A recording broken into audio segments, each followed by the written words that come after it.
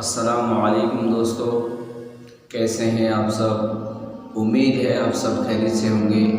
اللہ آپ لوگوں کو ایسے ہی خوش رکھے۔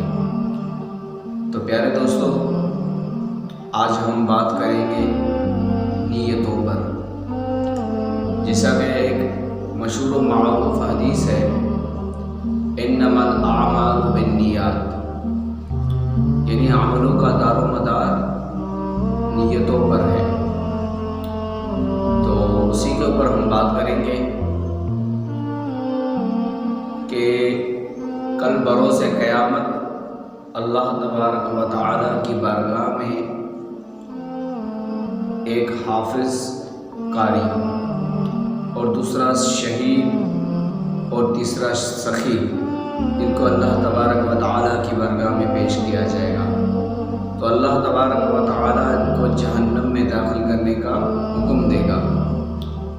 تب وہ حافظ قاری کہے گا کہ اے مالک، میں نے تو پوری زندگی تیرے قرآن کی غلامی کی ہے، نوکری کی ہے۔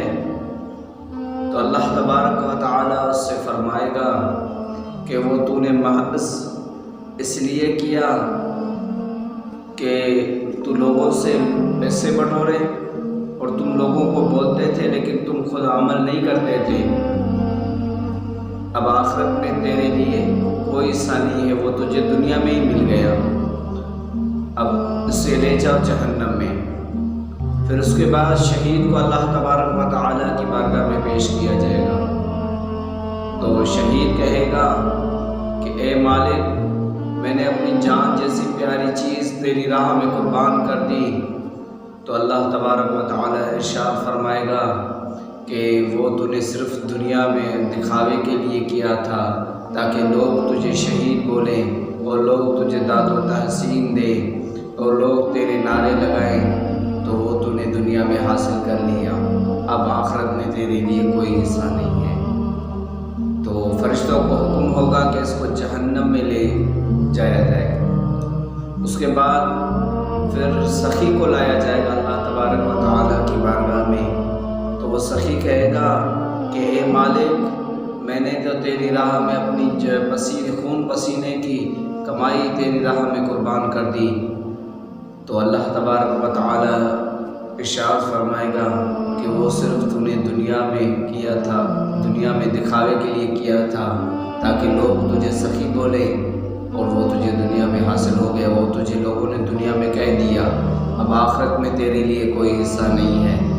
تو ان تینوں، آپ خود سوچیں، ان تین کاموں سے کوئی اور کام بڑا نہیں ہے، لیکن پھر بھی کل بروز قیامت اللہ تبارک و تعالی ان کو جہنم میں داخل کرنے کا حکم دے گا۔ کیوں؟ کیونکہ ان کی نیت اچھی نہیں تھی۔ تو پتہ چلا ہماری نیت سے ہی اجر مرتب، اجر و ثواب مرتب ہوتا ہے۔ تو لہٰذا ہمیں اپنی نیتیں درست کرنی چاہیے۔ کیا پتہ کل قیامت کے دن ہم آج جو کام کر رہے ہیں تو قیامت والے دن یہ ہمارے لیے باعث جہنم بنے۔ تو ان چیزوں سے ہمیں گریز کرنا چاہیے، ہمیں اپنی نیت کو درست کرنا چاہیے۔ اللہ رب العزت کی رضا کے لیے جو بھی کام کریں وہ اللہ کی رضا کے لیے کریں، تاکہ اس کا ہمیں اجر و ثواب بھی ملے، وہ ہمارے لیے باعث رسوائی اور باعث جہنم نہ بنے۔ تو دوستو، یہی تھا ہمارا موضوع۔ ملتے ہیں انشاءاللہ اگلی ویڈیو میں، تب تک کے لیے السلام علیکم ورحمۃ اللہ۔